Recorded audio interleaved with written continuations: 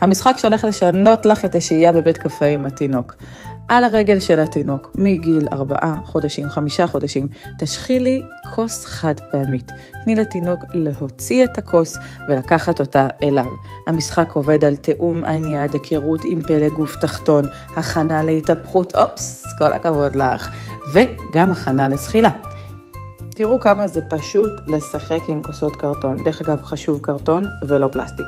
אפשר גם להשחיל על היד ולתת לתינוק הזדמנות להוציא את היד שלו מתוך הכוס ולשחק גם עם הידיים. תראו איך היא מאושרת לשחק עם כוס קרטון פשוטה.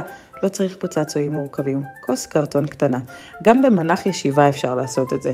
להשחיל על הרגל ולתת לתינוק לשלוף את הכוס.